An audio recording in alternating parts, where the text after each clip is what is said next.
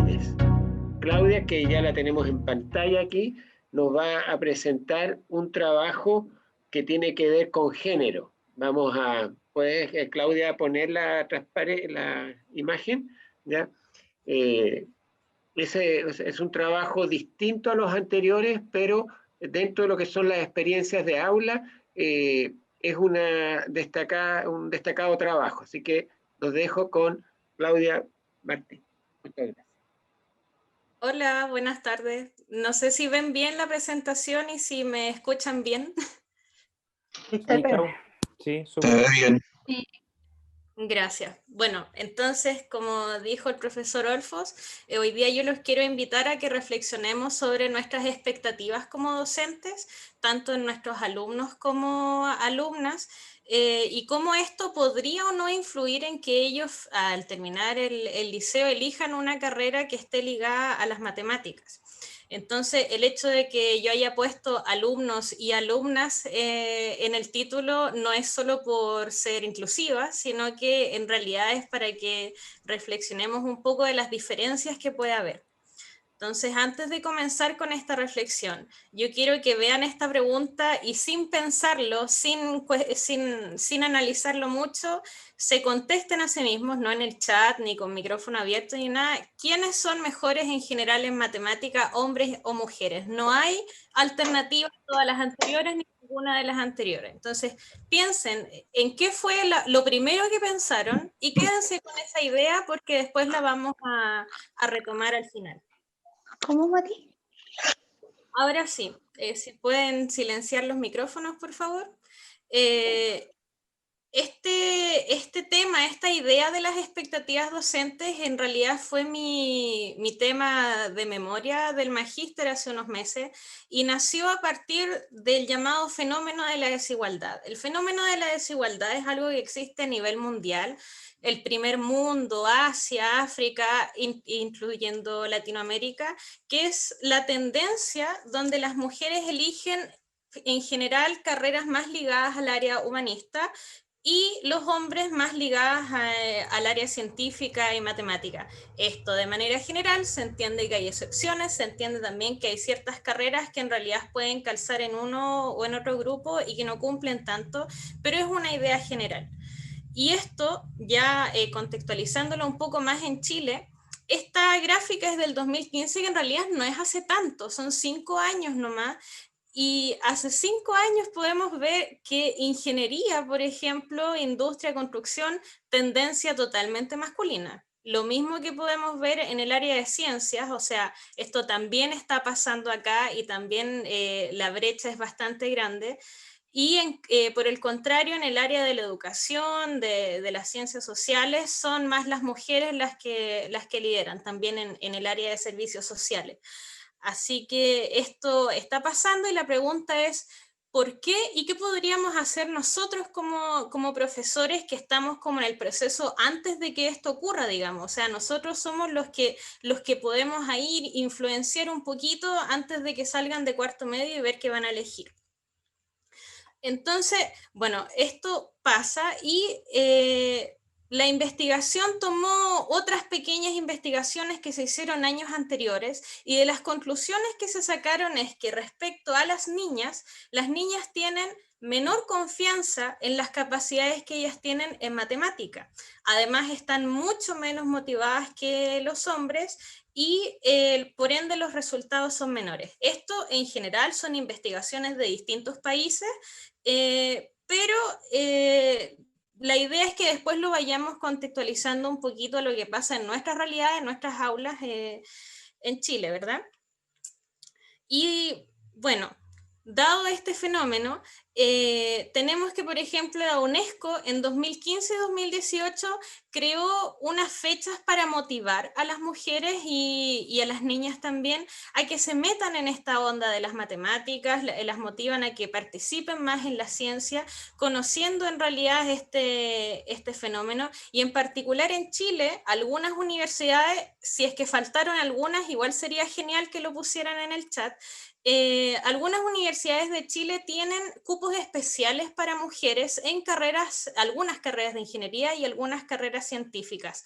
En general son las que tienen la brecha más alta. Por ejemplo, en ingeniería electrónica es 95% matrícula masculina. Entonces aquí hacen como unos cupos especiales que, si bien no llegan a un 50-50 hombres y mujeres, algo se logra, algo se puede hacer. Entonces aquí me gustaría hablar de las mujeres y las matemáticas, pero respecto a nuestra formación que tuvimos como docentes en matemática. Nosotros cuando estudiamos en realidad conocimos diversos teoremas, corolarios, y la mayoría de ellos tienen nombres de hombres. El teorema de Pitágoras o el corolario de no sé qué, y todo en realidad, la mayoría pertenece a estos padres de la matemática. Y las mujeres están un poco ausentes en esta área. De hecho, como que lo más grande que nos hacían era, vean la película Ágora, para que también tengan a su diosa ahí femenina en la matemática. Pero en general, y por eso pongo estos 3 ejemplos, las mujeres matemáticas lograron cosas que hombres ya habían logrado anteriormente, entendiendo que este es un contexto muy antiguo, donde había machismo, donde la mujer tenía otro rol, etcétera, y que ahora estamos en el 2020 y todo es distinto. Pero aún así vean como el mensaje implícito tal vez que podría haber quedado en nuestra formación universitaria, viendo la ausencia de las mujeres. Tal vez no es algo que vayamos a decir en voz alta, pero queda un mensaje implícito ahí, como de pareciera que hay más presencia masculina en la matemática que femenina.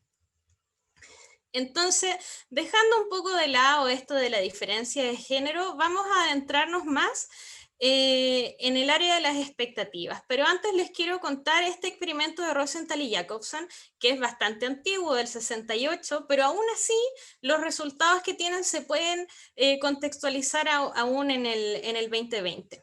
El estudio consistió en que a un curso les hicieron una prueba a inicio de año para medir sus capacidades matemáticas, y bueno, se tomó el grupo que digamos que eran los que más prometían. Este grupo de alumnos en realidad tuvieron mejores resultados, muy probablemente a final de año tengan los mejores resultados, y esto se le informó al profesor. ¿Sabe qué? Esta lista de estudiantes, le prometo, le aseguro que van a ser los mejores a fin de año, y dicho y hecho, a final de año los mejores estudiantes, los mejores resultados, ¿ya?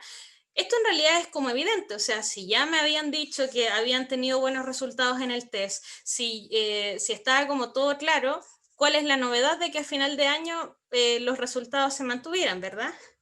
Pero antes de continuar con lo que pasó con el experimento, le pregunto a aquellos que no conocen el experimento, esto con micrófono abierto, si creen que en realidad fue solo la capacidad intelectual, o sea, solo esto de que ellos desde un principio hayan sido buenos en matemática, lo que influyó que finalmente se cumplieran estas expectativas, o si en realidad hubo algún otro factor, tal vez que se le ocurra a usted, que podría haber influido. Así que aquí, el que quiera tomar la palabra por 1 minuto.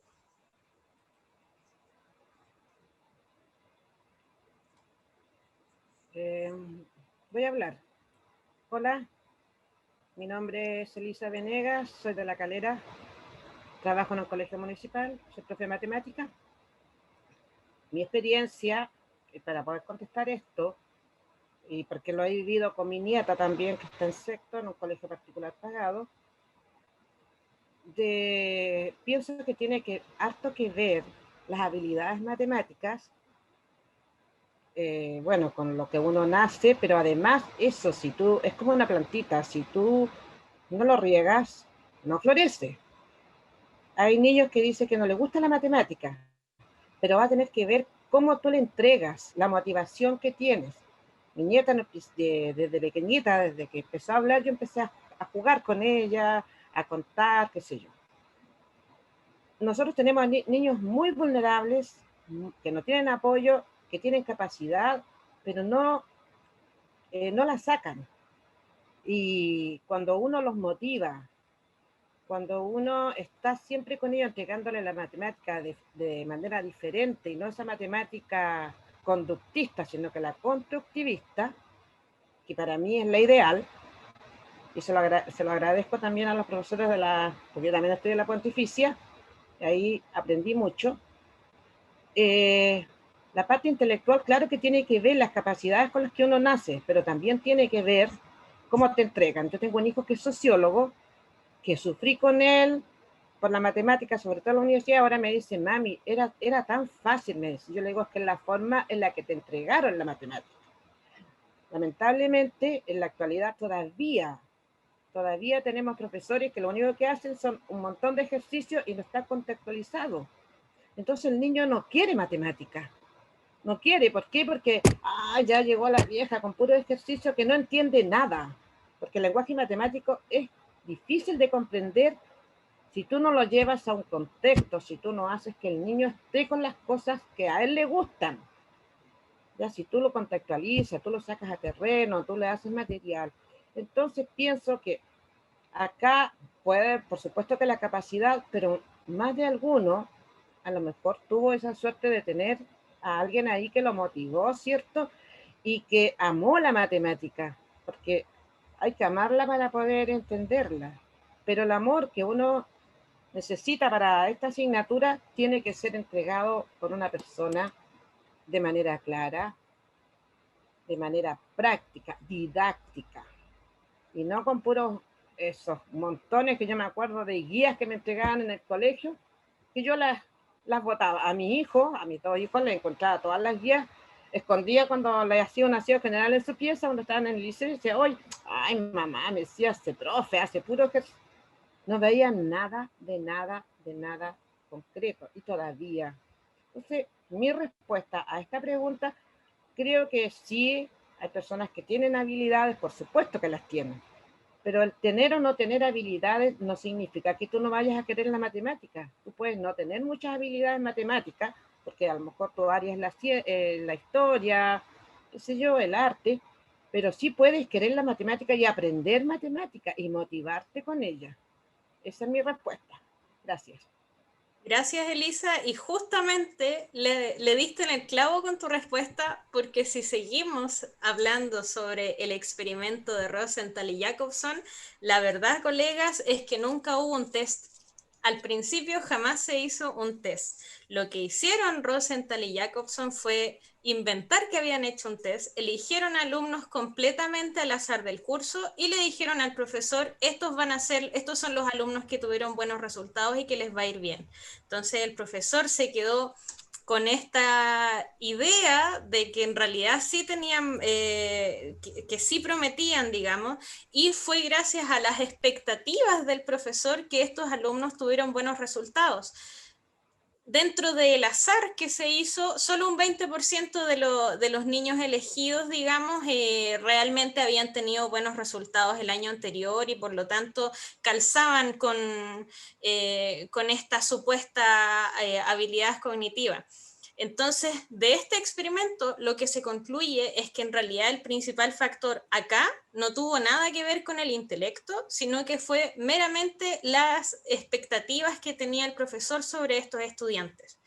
Entonces, al hablar de estas expectativas, entramos en el conocido efecto Pigmalión, que para quienes no lo conocen, el efecto Pigmalión habla de cómo las expectativas pueden influir, las expectativas de otras personas pueden influir en nosotros mismos. Entonces, llevándolo un poco al contexto del colegio, si un profesor tiene altas expectativas sobre mí como estudiante, es muy probable que yo tenga una mayor confianza sobre mis capacidades y por ende voy a mostrarlo con mejores resultados. Y por el contrario, si el profesor en realidad pareciera que no espera tanto de mí, va a disminuir mi confianza en mis capacidades y es muy probable que los resultados entonces no sean tan buenos, ya que, como lo había dicho anteriormente, va completamente de la mano la confianza con los resultados. Entonces, para seguir un poco con estas expectativas, yo los quiero invitar a que contesten unas preguntas. Los que estuvieron en el taller de hace un rato ya saben cuál es la idea de Menti. Son 3 preguntas que van a responder respecto a esta diferencia de género que hay entre las niñas y los niños. La idea es que sean lo más sinceros posibles dentro de la primera respuesta que se les venga a la mente. Esto no es para juzgar, aquí no es un concurso para saber quién está más deconstruido. Esto es lo primero que se les venga a la mente, responder, y vamos a ir discutiendo un poco cuáles fueron las respuestas en general del grupo. Entonces, tal como se hizo hace un rato, se van a meter al sitio web de www.menti.com, les va a pedir que escriban un código, entonces van a escribir el código que está ahí, el 4440176, y no se preocupen por lo que vayan a responder, si será moralmente correcto o no, porque es completamente anónimo, y si les llegara a pedir un nombre, porque me pasó en algunos casos que sí pedía nombre, pongan lo que se les ocurra, cualquier cosa. Igual no se va a mostrar en la pantalla, así que ustedes tranquilos. Profesora, Claudia. no deja entrar a la... Dice que está error el Y código. dice código no encontrado. Por favor, pruebe de nuevo. Sí, exactamente me pasa lo mismo. No puedo entrar tampoco.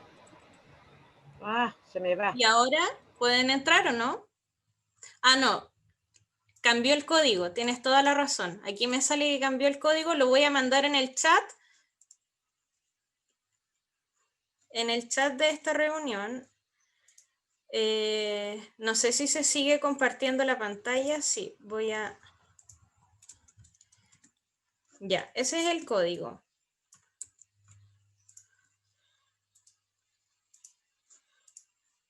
Ahí está el nuevo código para que se metan.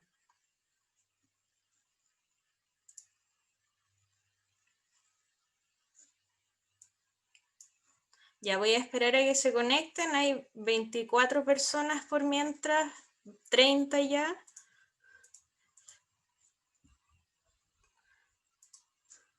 ¿Cuántas personas hay? 75 en total.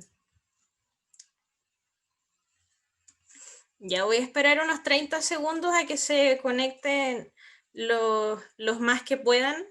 El que quiera también, o sea, no los estoy obligando para nada a responder.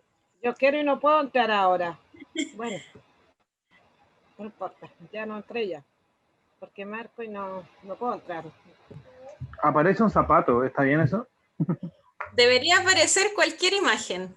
Aquí me sale una hamburguesa, un león, un robot. Cada uno tiene como una figura diferente. Sí, a mí me salió un zapato. Tengo la Aparece figura, pero no me pollo, aparece ahí en ninguna el chat. pregunta. Está pegado en la figura. Sí, porque todavía no he comenzado. Ah, ya, Ya. ok. Gracias.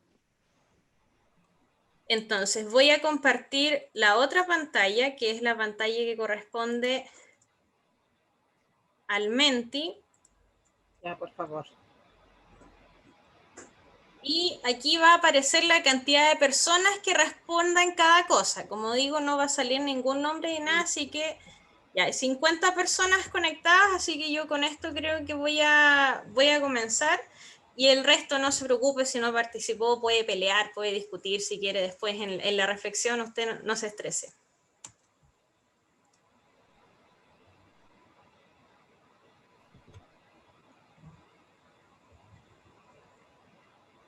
Recuerden que es lo primero que se les ocurre, no se sientan juzgados.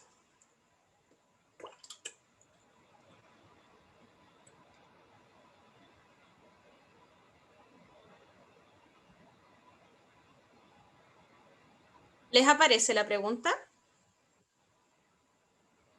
Sí, ya apareció. Sí, a mí me apareció.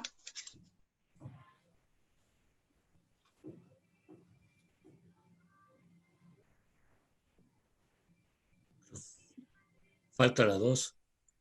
Eso, solo va una, ¿cierto? Sí, solo va una. Profesora, Cuando sí, diga- una va. Falta la 2. sí, ahí va a aparecer la siguiente, porque les puse tiempo por si acaso. Después vamos a revisar en general los resultados.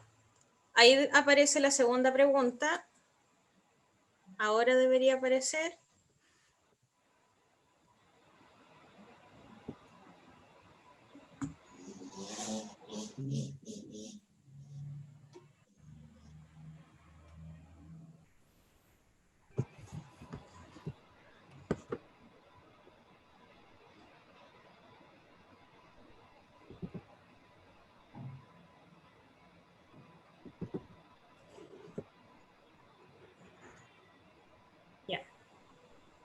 Y vamos a la última pregunta. Si se fijan, son similares, pero no es lo mismo lo que les están preguntando.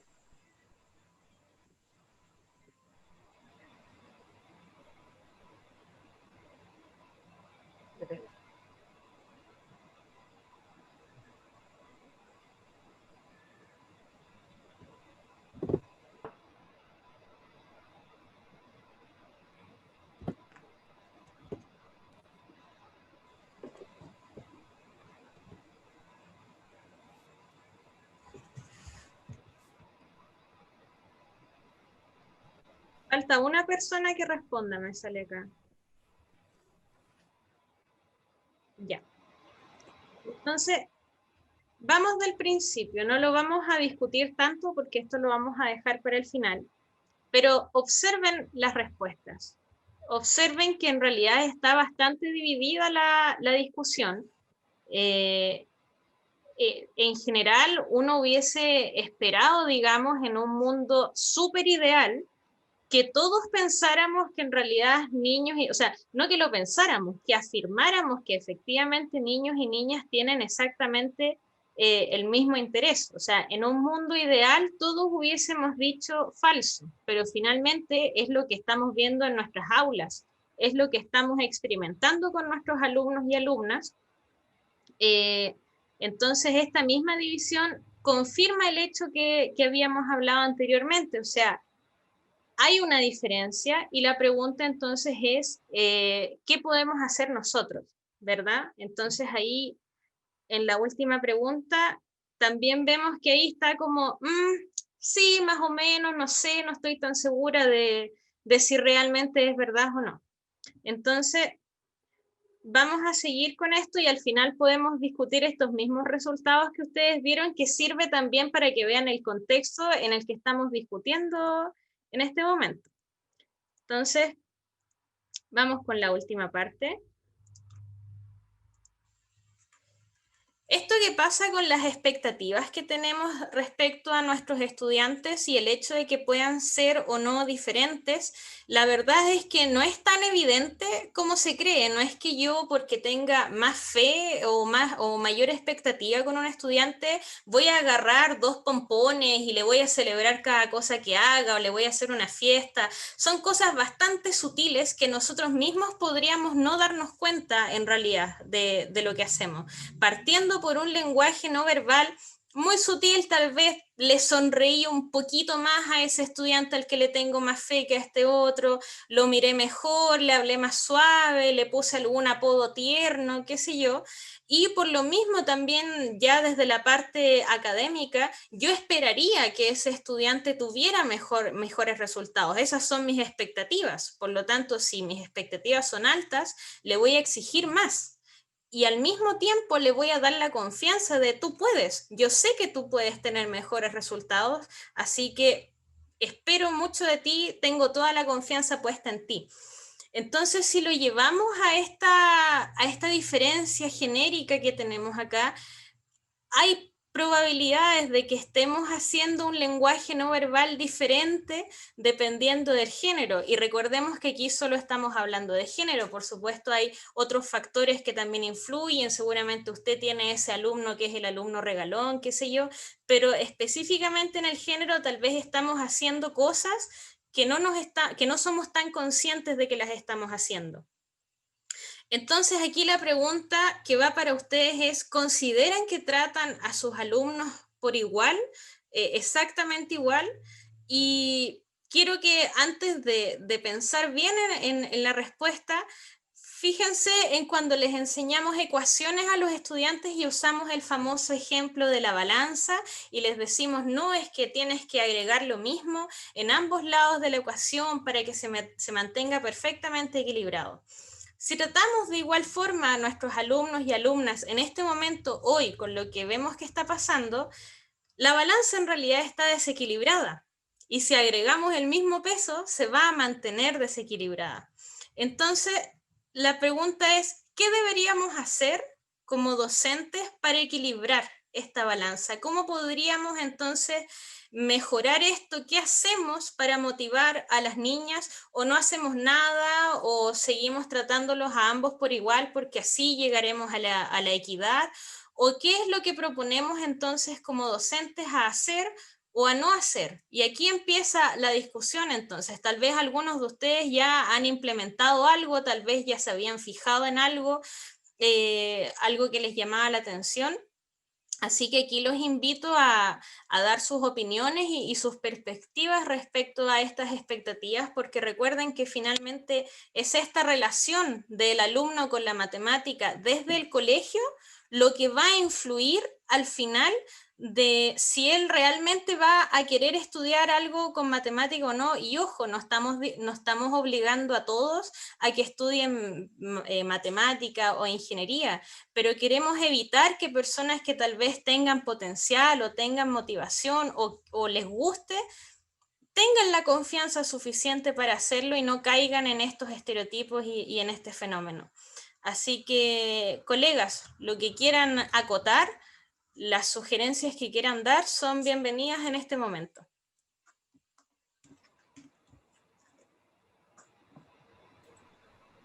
A mí me gustaría compartir algo en realidad. No sé si es muy ad hoc, pero sí me gustaría compartirlo. Yo hago clases en tercero básico.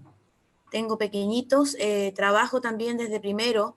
He venido haciendo las diversas asignaturas y este año estoy enfocada en la matemática. Trabajo en el paralelo en matemáticas. Y bueno, producto de la pandemia, obviamente me pilló, yo creo que como a todos, sin tener mucha práctica de aparatos tecnológicos o de poder darle movimiento a un PowerPoint, o bueno, etcétera. Y me vi en la obligación de utilizar otras herramientas. Favorablemente, tengo unos títeres que los compré como jugando hace años ya, y le di funcionalidad a esos títeres. Y resulta que sin darme cuenta, una de ellos tomó como personalidad propia en el sentido de que los chicos trabajan en base a lo que pueden compartir con ella.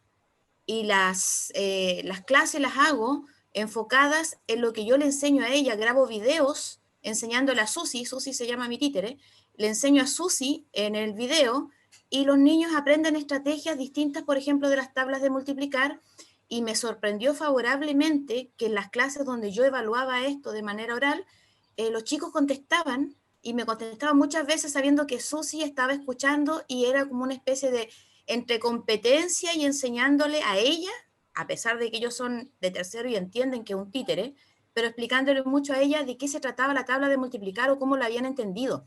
Entonces, desde mi punto de vista, yo creo que el factor emocional es más importante incluso que el contenido, porque los niños se enamoran de una asignatura en base a lo que están viendo y sintiendo de esa asignatura, independientemente de si la asignatura es o no compleja, sino que se enamoran de la asignatura por cómo uno la plantea, cómo uno los puede encantar con eso. Yo creo que ese es como la base fundamental, no solo de las matemáticas, sino que transversalmente a todas las asignaturas. Eso quería compartir con ustedes porque la verdad lo tenía desde la mañana pensando que hemos hablado muchas cosas y dentro de eso también me quedó dando vuelta el hecho de que el currículum está afectado, está cambiando, está priorizado, pero también pensé el hecho de que hay que cambiarlo desde la malla curricular, los futuros docentes. Entonces, yo creo que estos talleres son importantísimos para tratar eso, para ver qué es lo que está pasando, cómo nosotros estamos experimentando nosotros mismos la funcionalidad que le estamos dando a las herramientas que tenemos. Eso quería compartir con ustedes, colegas. Voy a decir algo también. Voy a compartir algo de experiencias, por ejemplo, que he vivido durante estos años. Trabajé muchos años en un colegio donde la mayoría de los alumnos, tanto niñas como niños, trabajaban en la calle, especialmente en la feria. Yo me di cuenta que los chicos que trabajaban en la calle, muchos de ellos eran pero bala para los números, balazo. Ellos las cuentas así mentales. Entonces empecé yo por trabajar, hacer a los niños que inventaran su negocio. A mí también me gusta el comercio. Y que se vendieran cosas entre ellos. Y a los que más les costaba, por ejemplo, a los que más les cuesta, sobre todo la resolución de problemas, que dibujen el problema, que lo vayan dibujando y vayan viendo, ¿cierto?, cada dibujo. A mí me ha dado bastante buenos resultados el tema de trabajar como con los billetes, por ejemplo, para dividir. Yo jamás a los niños les digo cero al cociente, esa palabra no existe en mi vocabulario, yo encuentro que es horrorosa. Pero sí le digo a los niños, vamos a repartir dulces, vamos a repartir chocolate, vamos a ir a comprar esto. ¿Cómo lo harías tú? Dibújalo. Y esa experiencia me ha dado bastantes buenos resultados, especialmente, bueno, porque yo trabajo en básica y en media. Y yo me encuentro con niños de primero medio que no saben dividir. No saben dividir. Y en más, no se saben las tablas. Pero tampoco las pesco de memoria, porque con la tecnología ahora ninguna más va a comprar al supermercado con una tabla ahí escrita. Vamos con la calculadora. Entonces, para mí está de más.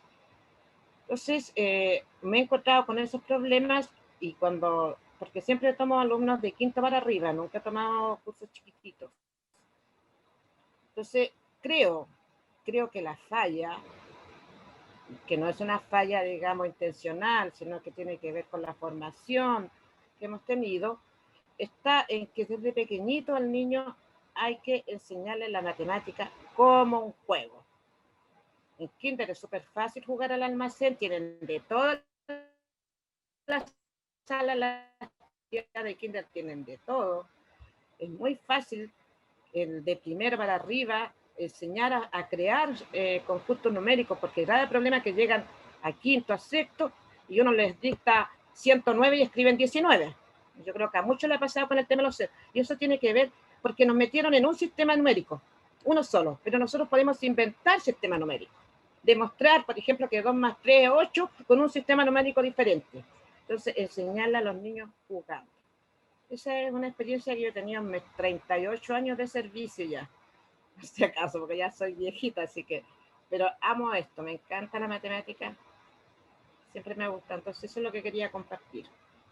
Gracias, Elisa, por compartir tu experiencia. Carla quería comentar algo, igual también estoy leyendo lo que escriben en el chat por si acaso. Hola, soy Carla Rojas, soy profesora de básica, convención en matemáticas, pero hago matemáticas de primero a cuarto básico. Y respecto a la pregunta que hacías, hay algo que a mí me llama la atención como en los pocos años que llevo ejerciendo, y es que ahora ejerzo en primero a cuarto básico, pero años antes, hace pocos años antes, estuve haciendo un reemplazo en segundo ciclo. Y a mí me llamó mucho la atención que uno de los primeros cursos que tomé, que era un séptimo básico, estaba muy marcada la diferencia entre hombres y mujeres respecto al hecho de que los hombres en ese curso eran buenos para matemáticas y las mujeres no. Pero en estos años que he trabajado en primer ciclo, me he dado cuenta de que eso no existe en los chiquititos. Cuando tú estás jugando con ellos, como bien decía la profesora, he tenido la suerte de estar en una escuela donde hay mucha buena disposición a trabajar con los niños pequeños y se compran muchos materiales, tenemos supermercados, tenemos un montón de cosas así que permiten a los niños experimentar con las matemáticas, vivirlas en situaciones de la vida cotidiana, digamos. Y realmente en estos como cursos pequeños no se ve una diferencia, digamos, porque las familias muy vulnerables, por cierto, como que te entregan a los niños y tú puedes irlos formando desde que son pequeños, pero parece que como con el tiempo, como presión social quizás, o quizás con el crecer y el pasar de los años, ellos se van dando cuenta de que socialmente pareciera ser que está más inclinada la balanza, como decías tú, hacia que los hombres tienen mayor habilidades en las matemáticas y las mujeres pareciera que no, somos más sociales. Y la verdad es que cuando son pequeños, esas diferencias solo las hacen los adultos, porque para ellos eso no es importante. En el momento en el que están jugando, no importa si el que les dio el vuelto es hombre o mujer, lo que importa es que les haya dado bien las monedas. Entonces, creo que tiene mucho que ver con, con nuestra labor, con lo que nosotros hacemos y en realidad me llamaba la atención eso que decías de la balanza, que si tú sigues dándole lo mismo a todos, en realidad sigues manteniendo la desigualdad. En el fondo lo que deberíamos hacer es darle las oportunidades a aquel que tiene menos oportunidades.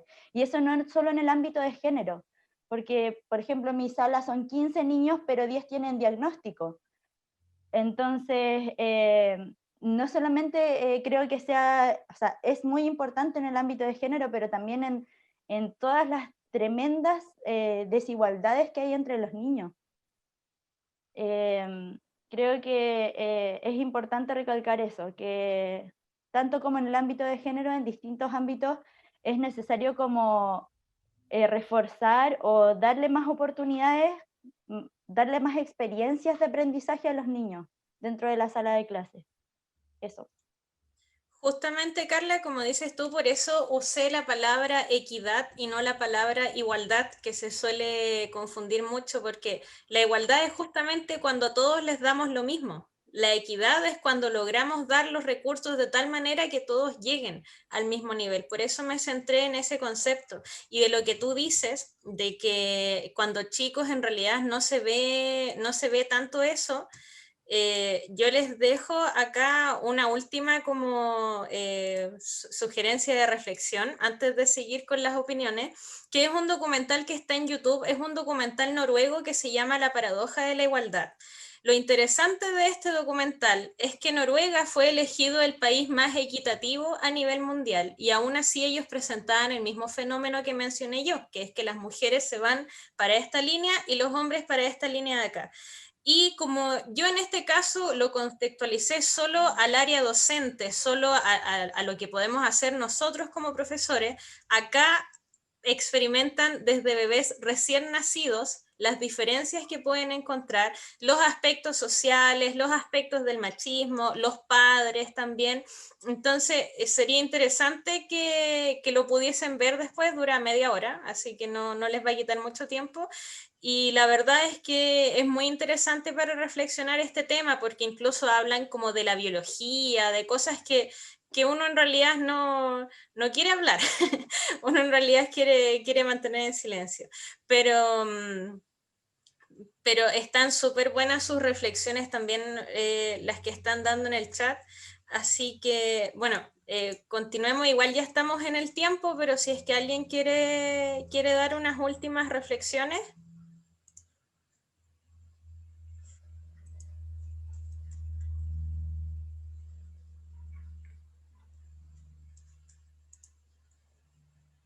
¿Puedo dar una opinión? Por supuesto. Bueno, decir que también como docentes debemos apoyar también la labor de nuestros otros colegas de otras disciplinas en su discurso también, porque también es lapidario el momento de que otras docentes, por ejemplo, del área de lenguaje e historia, digan que al momento de ser hábiles en esas disciplinas no lo son para el área de la matemática o la ciencia, porque incluso eso determina esto que hacía alusión una colega de que en la infancia los primeros años en educación no se ve esta brecha, pero que después, a lo largo de los años, se empieza a evidenciar. Y probablemente no sea desde el área de la matemática o de las ciencias donde se hace esta distinción, porque nosotros vemos que estamos aquí tratando de que no exista esta brecha y es algo que se viene trabajando desde hace ya muchos años, pero sí es algo que siguen distinguiendo otros profesores de las áreas de sociales, por decirlo de alguna manera. Y que está evidenciado en una encuesta que se hizo, bueno, que se hace todos los años en esta prueba habilitante para obtener el título. Se pregunta sobre las concepciones que tienen los profesores sobre sus estudiantes y de que si influye el género para ciertas opciones a optar a la salida del egreso de enseñanza media, y al menos por lo menos lo que pasó en mi universidad, que el área que era de matemática decía que no había diferencias en cuanto a la importancia del género, pero sí los profesores de ciencias como historia o lenguaje decían que influía. Entonces ahí es una concepción que también tenemos que tratar de erradicar dentro de nuestros propios colegas. Y justamente, o sea, claro, aquí uno lo ve desde la perspectiva de uno siendo profesor de matemática, qué es lo que podemos hacer, pero en realidad no vamos a decir que esta brecha es solo culpa nuestra. O sea, obviamente, si la tendencia es tanto al área humanista como por un lado y científica por otro, todos somos partícipes o sea, todos somos cómplices, digamos, de esta brecha y todos podemos hacer algo al respecto para poder cambiarla. Así que sí, pues cuéntenle a sus colegas lo que les conté ahora, pues, para que, para que se pueda hacer algo.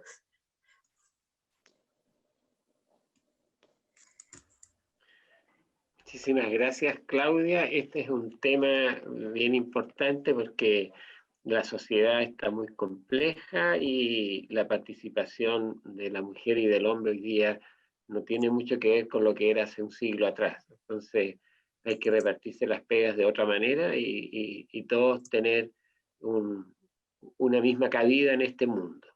Así que gracias por tu contribución, porque los profesores de educación básica son los que van cimentando ya estas actitudes, estas maneras de pensar que van llevando a veces discriminación.